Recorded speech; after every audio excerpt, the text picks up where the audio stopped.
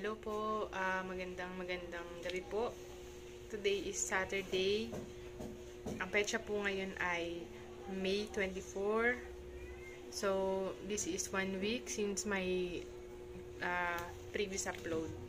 And just isang update lang po. Bali, 17 days na po simula nung inoperahan yung aking paa. Marami na rin po improvement. Kahit paano, gumaling na yung sugat. So, ito po, medyo, patuyo na to. Patuyo na. Medyo konti na lang. Tapos, ito naman ay tuyo na. Tuyo na siya. Yun. So, baka sa Monday or sa Wednesday, magpa-follow up ako sa doctor. Sana, mag-start na rin po ako mag-therapy para makapagsimula na rin ako maglakad. Gusto ko na rin kasing start maglakad para maka-back to work naman na ako.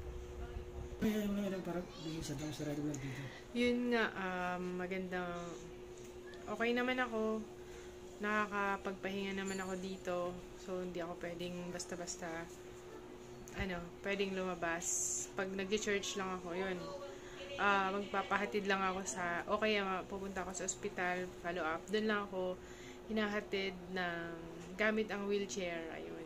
Doon lang ako nakakalabas. So, talagang todo pahinga ako dito sa bahay. Buti na lang, sinusuportahan ako ng aking jowa. There, jowa. Ang aking asawa. Ayan. Pag-hello ka naman. Hello. Ayan. Kaya galing sa work. Tas yan. Nag-aasikaso na siya ng kanyang mga Judith. Ayan. Yung sinahod niya, ibinayad niya na sa kuryente at tubig. Ayan. Bawi na lang sa next week. At least, makakabayad na tayo ng kuryente at tubig. Ayan.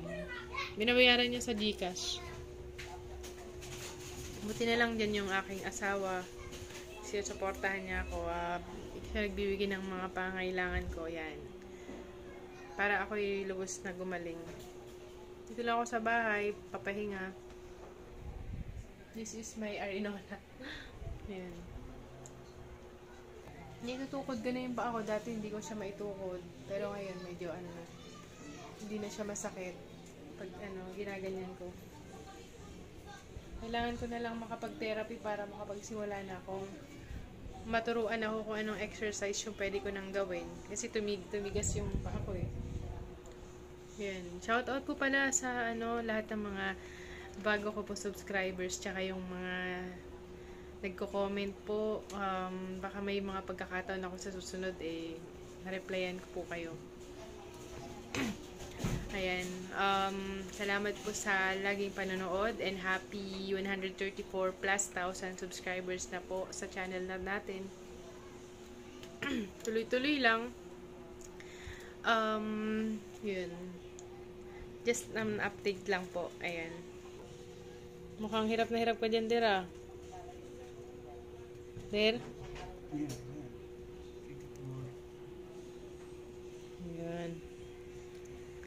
So, hanggang doon lang lamang po. Mamaya, magluluto muna po ako ng pagkain namin para makakain na kami. Then, try ko maligo. Para makapalitan ko rin yung gasa ng paa ko.